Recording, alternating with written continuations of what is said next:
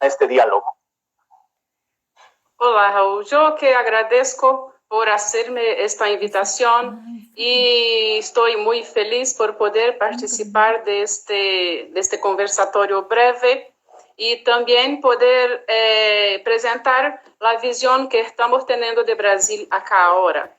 Este é um problema que está tirando, assim como digamos, tirando o sonho de toda a gente, de todo o mundo, e acá em Brasil não é diferente. Pero estamos mirando que acá, Brasil, quando hablamos acerca de las limitaciones penales, de las leyes penales, que acá en Brasil fue hecho una ley que se llama Ley 13979. Y esta ley trata acerca de el aislamiento, perdón, y también de la cuarentena, es aislamiento social y también de la cuarentena.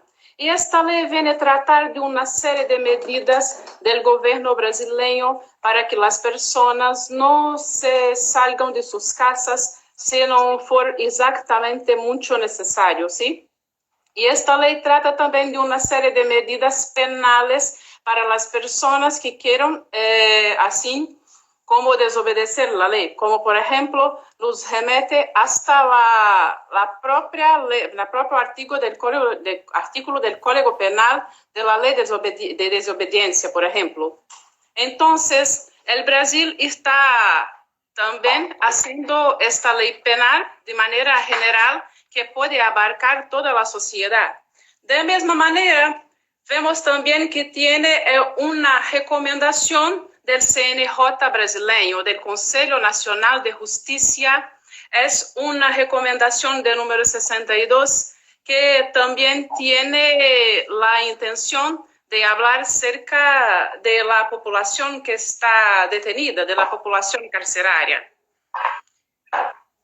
De modo que el Brasil está se comportando de una forma excepcional para con esta situación que es extrema. Excelente. Michelín, y tú como miembro activo de la policía brasileña, ¿cuál es el rol que está cumpliendo ahora? Sabemos, por ejemplo, que en Ecuador, por ejemplo, son los encargados de hacer cumplir precisamente los decretos, las leyes. En este sentido, pues el arresto domiciliario o la cuarentena en especial. Cuéntame cómo está actuando la policía brasileña frente a esta pandemia. La policía brasileña está actuando, solamente una aclaración. La policía brasileña tiene la policía federal, que es la policía de la Unión, y hay también la policía de las provincias, así digamos, los estados federados, ¿sí? Acá así nos manejamos. Y yo puedo hablar con más seguridad de la policía de los estados federados, que son las policías militares. Y las policías militares están trabajando mucho, haciendo cercos en las provincias, de manera que por acá yo vivo en la provincia que se llama Espíritu Santo. Por ejemplo, durante todo el día estamos pasando con barreras policiales para que las personas no circulen en lugares, no se vayan a lugares que que no necesite, por ejemplo. Sí, las fronteras de la provincia están cerradas. Digamos como acciones preventivas. Sí, como acciones preventivas y también junto a estas acciones preventivas están también así monitorando, ayudando, auxiliando las personas que trabajan directamente con el servicio de salud. Este también es un trabajo preventivo de la policía militar acá en mi provincia. Y cuéntame, Michelín, frente a la situación carcelaria, que sabemos que las cárceles en Brasil son prácticamente o tienen la misma realidad que las demás cárceles en América Latina, caracterizadas por hacinamiento, sobrepoblación, condiciones infrahumanas, etcétera. El Estado brasileño ha empezado a tomar esas sugerencias o medidas adoptadas por organismos internacionales de derechos humanos?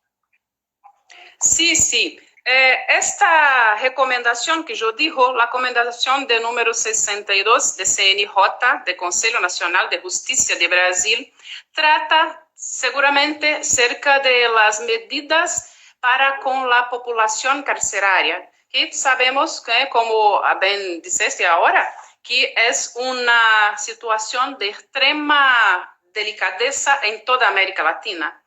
Entonces, esta recomendación número 62, ella habla acerca, por ejemplo, de las personas que están prestes a cumplir sus medidas, como están ya en progresión de régimen, progresión indo para régimen semiaberto, indo para régimen abierto. Y muchas otras cosas también están se haciendo para que las personas no se queden sin que no haga una necesidad absoluta que estén encerrados. Por ejemplo, no se tratan de personas que tengan cometido crímenes sobre violencia o grave amenaza, pero personas que cometeram outros tipos de delitos e que já estão prestes a cumprir suas penas. Esses estão, sim, sendo punidos em liberdade. ¿Sí? E esta progressão, hasta un cierto tiempo, por ejemplo, conforme la pena en abstracto del crimen en que la persona tiene cumplido. Entonces, algunos crímenes, por ejemplo, que si cumpla un sexto de la pena, se puede cumplir en libertad. Otros se pueden hacer una progresión, por ejemplo, primero se queda en régimen primero cerrado, después semiabierto y después en régimen abierto, ¿sí? Bueno, te cuento que